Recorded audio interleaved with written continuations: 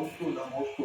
महाराज जी, मैं एक गौशाला से गौसेवक बोल रहा हूँ। महाराज जी, मेरी यह शंका है कि हमारे भारतवर्ष में 2 नवंबर के दिन एक वर्ल्ड वीगन डे का आयोजन किया गया। महाराज जी, यह वीगन वे लोग होते हैं जो गाय के दूध और पशुओं के दूध से हुई बने सामग्री, दूध, दही, मठा, पनीर इत्यादि का पूर्ण रूप से त्याग कर देते हैं। उनका सोचना ऐसा होता है कि जो पशु होते हैं, जो गाय होती है, जब भी उनका दूध निकाला जाता है और दूध को निकालने से पहले उनको इंजेक्शन दिया जाता है और यह इंजेक्शन जब पशुओं के शरीर में पहुंचता है तो वह पशुओं को बहुत ज्यादा नुकसान पहुंचाता है, पीड़ा पहुंचाता है। उनका सोचना ऐसा है कि 2 मिनट के स्वाद के लिए हम पशुओं को क्यों पीड़ा पहुंचाए और क्यों उनकी सामग्रियों का उपयोग करें।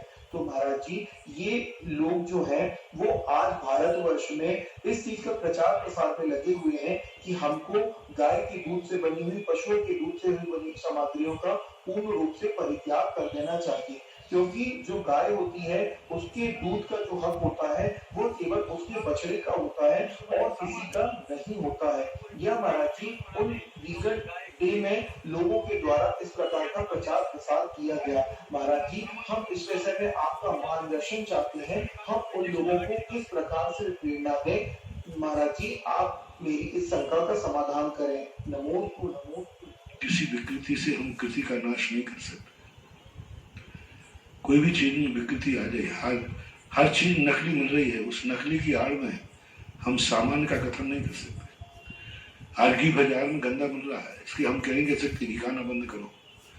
आज नकली दूध मिल रहा है तो हम दूध का त्याग नहीं करा सकते। किस चीज में बेईमानी नहीं है, तो क्या बेईमानी होने से ईमानदारी चीज बंद हो जाए?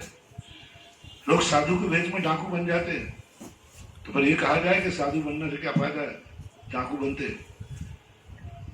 कोई अच्छे कार्य करते समय कोई उसमें बुरा कार्य भी कर लेता है, किस कार्य में ठगी नहीं होती है? तो ऐसी स्थिति में क्या कोई अच्छे कार्य मार्ग का लोप नहीं किया जा सकता? वो उनकी गलती है। ऐसे सामान को मत खरीदो। दूध, घी, दही से बनी हुई वस्तुएं हमारे यहाँ से सदा लेते आए, सदा खाते आए, साधु संत भी लेते आए। अभी बात अलग है कि गंदा दूध आ रहा है तो ये तुम्हारा सोच है। क्यों लेते हो उनके घर वस्तुएं? क्यों उस दिवस के ऊपर जाते हो? अपने घर में गाय रखो ना। दूध का निषेध करने की अपेक्षा उस दूध का निषेध करो और अपने गाय घर घर में गाय पालो, अपने आप ऑपरेशन बंद हो जाएगी। मान का लोभ मत करो। एक व्यक्ति ने कहा, महाराज जी, दीपक जलाने में गंदगी होती है। बोले क्यों? बोले नकली बाजार में दूध आता है। तो उनके दीपक का निषेध मत करो, ये कहो कि बाजार का नकली घी मत जलाओ, असली क्रिया का लोभ मत करो। दूध दही का लोभ करने से कितना बड़ा पाप हो जाएगा, कितना बड़ा दोष हो जाएगा। अनादि अनंत काल की परंपरा है। जो चीज साधु की अंजलि में जाती है उस चीज का कभी निषेध नहीं किया जा सकता। और उस चीज को बस ये है कि शुद्धि पूर्वक देख लीजिए। जब मुझे ऐसा ज्ञान हुआ, मुझे मालूम चल रहा है कि अशुद्ध दूध में आते हैं। हमारा आज हर क्षेत्र में हर व्यक्ति को घर में गाय लगने की छूट दे रहे। अब देख लीजिए, यहाँ 20 गायें रखी जाना है और गाय होगी, पूरे लोग सब दूध खाएंगे। तो क्या ये दूध भी बंद कर दें? अभी मैं कह रहा हूं दूध का सामान बना हुआ मत खाना, तो कोई बच्चा करेगा, महाराज जी आप भी तो खा रहे हो। ऐसी बात नहीं। मार्ग को थोड़ा सोच।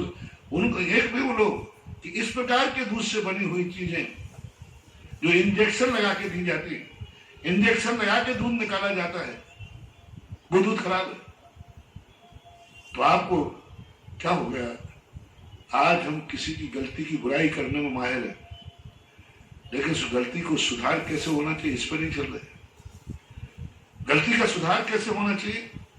एक कैलेंडर में हम 100 गलतियां निकाल सकते हैं, लेकिन तुम्हें दे दिया जाए कि कैलेंडर तुम बना दो। इसी प्रकार से हम इसका अल्टरनेट क्यों नहीं निकाल रहे? अभियान ये क्यों नहीं चल रहा है कि हर घर में एक गाय होगी जो बिना इंजेक्शन से दूध निकाला जाएगा? बछड़े का हक नहीं।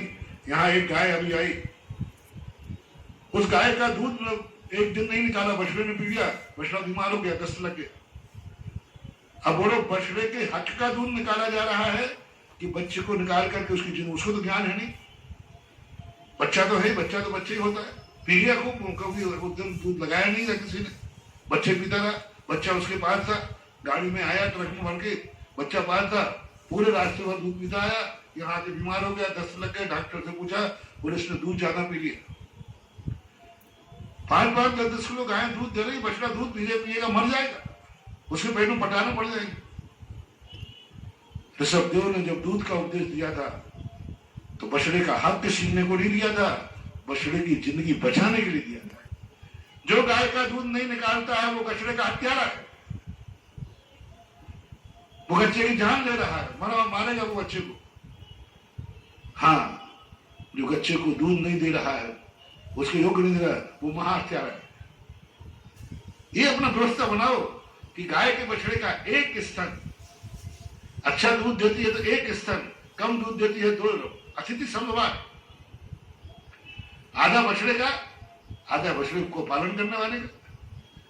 अरे बछड़ा है उसका, तुम बछड़े को गाय को पाल भी तो रहे हो, कोई जंगली गाय का दूध नहीं तो है।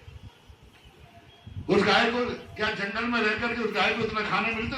बेरोजगार देखो कैसे भागते फिरते हैं, गोलियां खाते फिरते हैं, उनको खाने के नहीं मिल रहा, भूखे मरते हैं। आज पालने वाला किसान गाय को पाल रहा है, भूसा दे रहा है, घास दे रहा है, खल खिला रहा है, इतना सब खिला रहा है, तो बच्चे का शोषण नहीं कर रहा है, उसकी सेवा का आधा भाग ले रहा है। इसलिए गाय का दूध लेना कोई दोष नहीं है, बस इसका तरीका एक ही है कि आप इंजेक्शन लगाने वाली गाय का दूध ना लें। आप पता करें, जानकारी करें। और इसका महाराज जी कैसे जानकारी करें, पता ही नहीं चलता। मैं बता रहा हूं ना, घर में गाय रखो, पता करने की जरूरत क्या है? पता करने की जरूरत क्या है कि ये दूध कैसा है, इंजेक्शन वाला है कि बिना इंजेक्शन का? घर में गाय रखो ना, आराम से गाय रखो। मैंने तो यहां तक छूट दे दी कि तुम अकेले रखने की व्यवस्था नहीं है तो पूरे गांव के 10 लोग 25 लोग मिलकर के एक बड़ा प्लाट खरीद लो और उन्हें 5 गाय रख लो और 10 घर वाले अपना दूध बांट लो कि भाई अपन दूध अपना खुद का रखेंगे। एक व्यक्ति लगा दो, वो सुखलाएगा बुलाएगा, सब रास्ते हैं। लेकिन एकदम किसी अच्छी चीज को बदनाम करने वालों के कारण से सत्य को नकारा नहीं जा सकता।